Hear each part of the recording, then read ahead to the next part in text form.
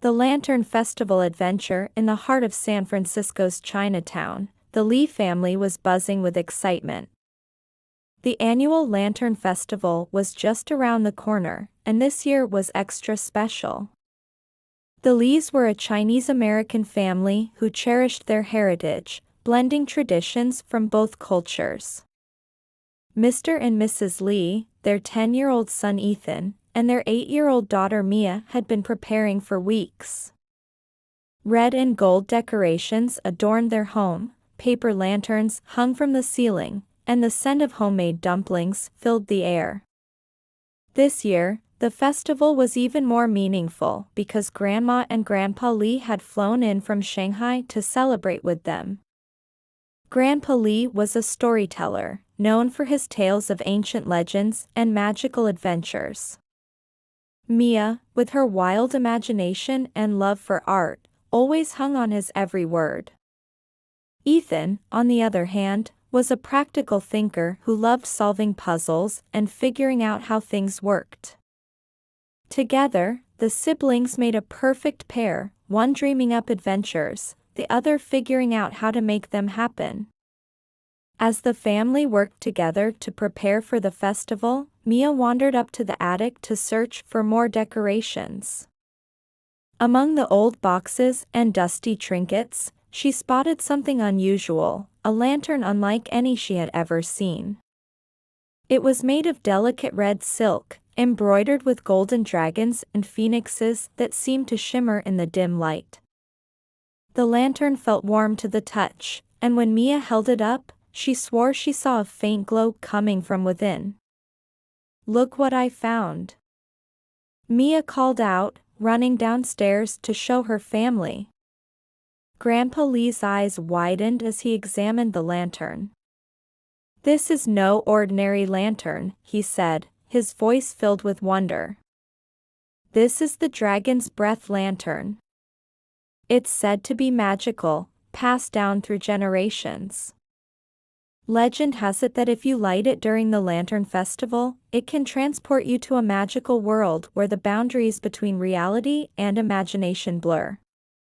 Ethan raised an eyebrow. "A magical world? That sounds like one of your stories, Grandpa." Grandpa Lee chuckled. "Perhaps. But sometimes, stories have a way of becoming real." That evening, as the sun set and the streets of Chinatown came alive with the glow of thousands of lanterns, the Lee family gathered in their backyard. They placed the Dragon's Breath lantern in the center of the table, its intricate designs glowing faintly in the moonlight. With a deep breath, Grandpa Lee lit the lantern. Suddenly, the lantern began to pulse with a soft, golden light.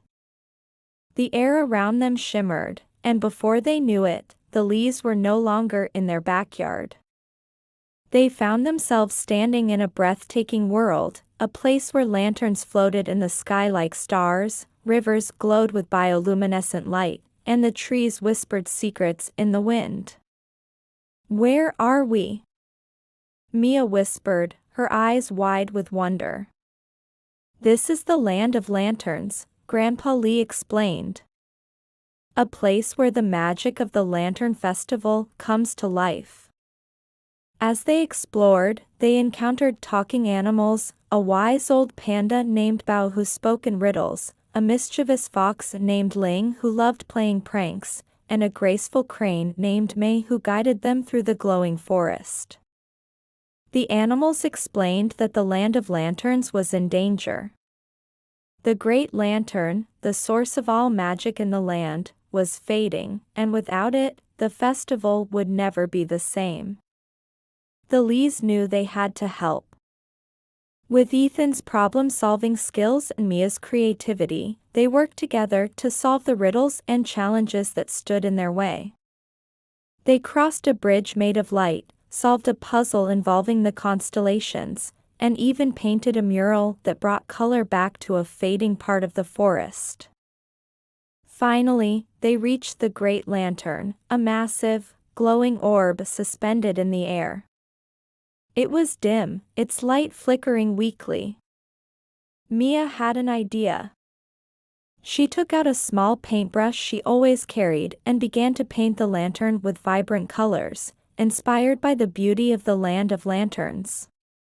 Ethan helped by adjusting the lantern's intricate mechanisms, ensuring it could hold the light once it was restored. As Mia painted and Ethan worked, the lantern began to glow brighter and brighter. The animals cheered, and the entire land seemed to come alive with color and light. The great lantern was restored, and the magic of the Lantern Festival was saved. With their mission complete, the Lees said goodbye to their new friends. Bao the panda gave them a small lantern as a token of gratitude. "This lantern will always guide you home," he said. As they lit the small lantern, the world around them shimmered once more, and they found themselves back in their backyard. The dragon's breath lantern was gone, but the small lantern Bao had given them glowed softly in Mia's hands. The rest of the evening was filled with laughter, delicious food, and the joy of being together. As they released their lanterns into the night sky, Ethan turned to Mia and said, "You know, maybe Grandpa's stories aren't so far-fetched after all." Mia smiled. "I think the magic was inside us all along." And so, the Lee family's Lantern Festival became a cherished memory, a reminder that magic exists in the love, creativity, and teamwork they shared. From that day on, every Lantern Festival was a celebration of not just their heritage, but the incredible adventures they could create together.